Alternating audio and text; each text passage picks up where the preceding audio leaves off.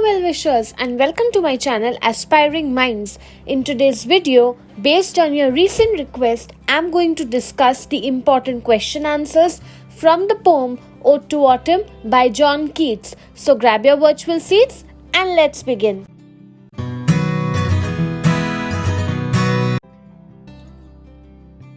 Now, before we proceed with discussing the question answers of the poem, let us see what the poem is all about. Now, I'm giving you a very brief idea of the poem here, but the complete video of a line-by-line analysis is already live on my channel. I'll provide the link in the I button above and in the description box down below. So, Ode to Autumn by John Keats celebrates the beauty of the autumn season. The poem describes the sights and sounds of autumn, such as the ripening fruit, misty mornings, and the songs of nature. Keats portrays autumn as a time of abundance and fulfillment with images of harvest and changing landscape. The poem captures the essence of the season's warmth, tranquility, and the inevitable transition from summer to winter, that is, it's not in your control to see the change of seasons. Through rich imagery and lyrical language, Keats paints a picture of nature's bounty and cyclical rhythm of life in this ode to the splendor of autumn.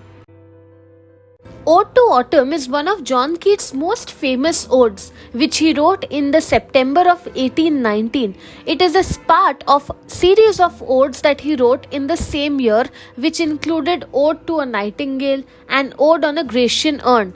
But the central message of the poem that we are going to be reading today is that it celebrates the season of autumn as a time of abundance, plenty, ripeness and beauty, while also thinking about the inevitability of the passage of time. That is, you cannot stop time. Time moves on, and the cycle of life and death. We come into this life because of someone else's will, and we also die with God's will. It is not in our hands. It is only life that is there in our hands. The poem conveys a sense of harmony, a peaceful coexistence between man and nature, and it emphasizes the richness, the vitality and the energy of the season of autumn.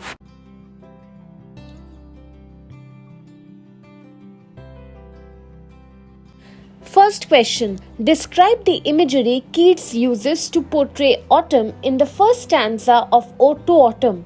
You could answer it as John Keats or the poet paints a picture of autumn with mists, ripening fruit, vines, thatched cottages, apples, mossed trees, gourds, hazel shells and blooming flowers. So based on the marks, you could choose from among these whether you want to include all or whether you need to write a few of these. Question 2. What emotions does Keats evoke by describing autumn as the season of mists and mellow fruitfulness? So here, the poet evokes a sense of richness, abundance, and a warm, inviting atmosphere associated with the bountiful harvest of the autumn season. Question 3. How does Keats use the image of bees and flowers in the first stanza to convey a feeling of endless warmth? You could answer it as Keats suggests that the bees, tricked by the prolonged or the continued feeling of warmth, think that summer will never end as they continue to gather nectar from the blossoming flowers. Question 4. Explain the significance of the phrase "for summer has o'erbrimmed their clammy cells" in the context of the first stanza. So we could say that this phrase indicates the bees' hives are overflowing, emphasizing the abundance and the richness of the season due to prolonged summer warmth. Question 5. How does Keats portray autumn in various settings in the second stanza? So here Keats depicts autumn sitting on a granary floor, half reaping in a field, and overseeing the cider press, illustrating its presence in different agricultural scenes. So all these depict the setting in stanza 2. Question 6. What do the poppies symbolize in the second stanza of Ode to Autumn? Here the poppies symbolize the drowsiness and sleepiness associated with autumn, creating a tranquil, calm, peaceful and serene atmosphere. Question 7. How does Keats convey a sense of patience in second stanza when describing autumn by the cider press? So Keats over here emphasizes patience by describing autumn, watching the cider press for hours. This is how the juice was extracted, okay? Showcasing the meticulous and gradual process of extracting juice. Just as I told you, you can also see the complete explanation in my video, which I will link in the I button above on the top right side of your screen. Question 8. Explore the thematic significance of Keats referring to autumn as a gleaner in the second stanza. I'll tell you. The term gleaner suggests autumn collects and gathers the remnants, symbolizing the season's role in completing the harvest and preparing for preparing for winter, So this is how you could answer this question. Question 9. How does Keats shift the focus from spring to autumn in the third stanza of the poem? Keats urges or requests the readers to forget about the songs of spring and directs their attention to the morning gnats, bleating lambs, singing hedge crickets, and whistling redbreast, all indicating of autumn's unique beauty.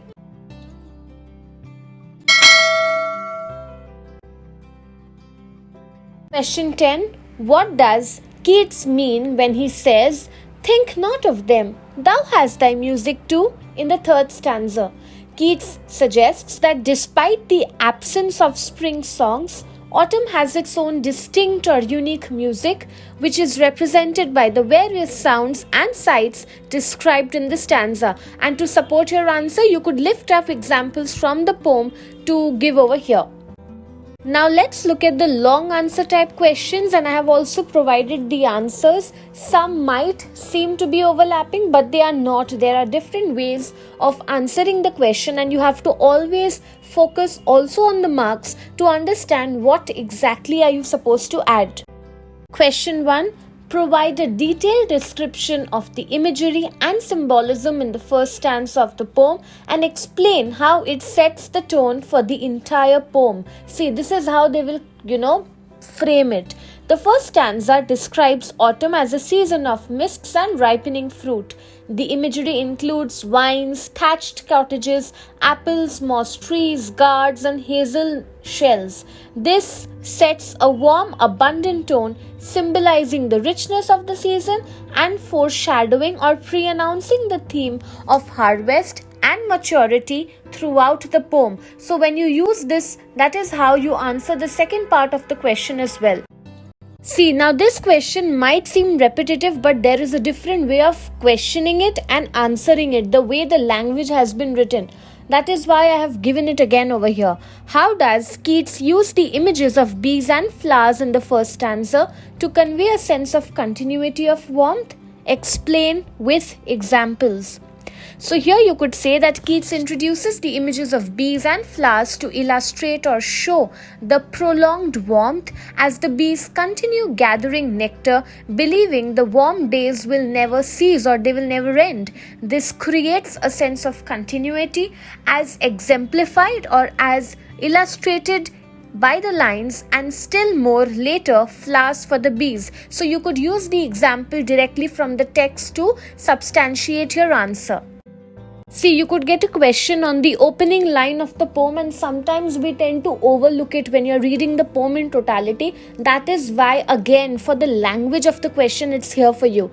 Explore the significance or the importance of the phrase "season of mists and mellow fruitfulness" as the opening line of the poem. And how does this line show or carry or encapsulate the essence of Keats's ode? Very, very important question. The opening line encapsulates the essence of the entire ode by establishing autumn as a season characterized by misty atmospheres and ripe, bountiful fruit.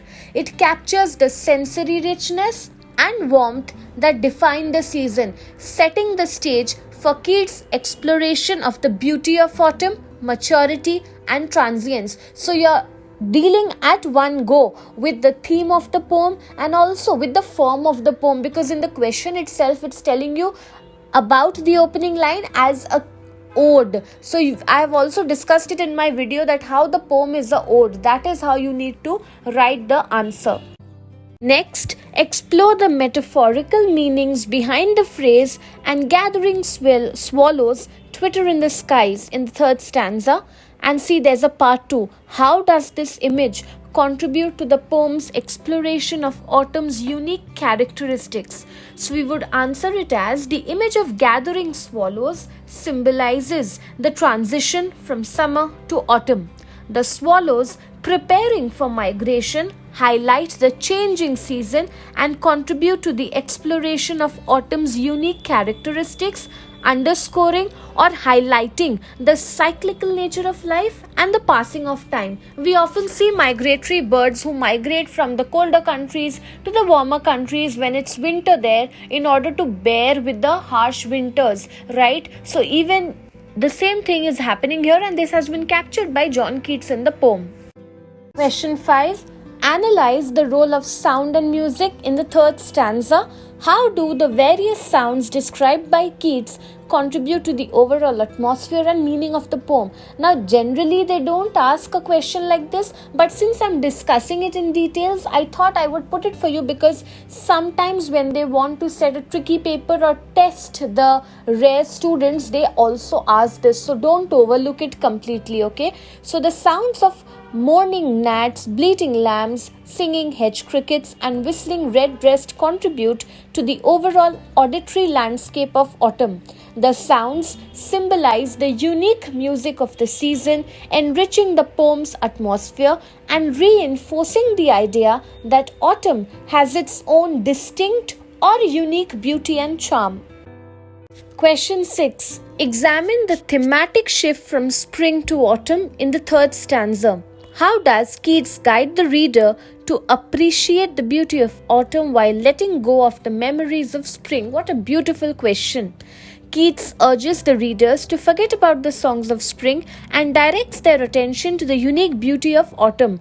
The shift is marked by the description of the autumn's music and various sounds associated with the season, guiding the reader to appreciate autumn's distinct charm and letting go of the nostalgia for spring. Now, sometimes they ask questions about sound and music in this manner too, so please do not overlook it. Keep it as a consideration as you are preparing for exams.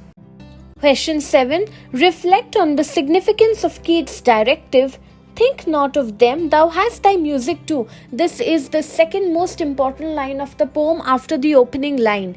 And how does this line encourage a shift in the reader's perspective or point of view regarding the changing seasons?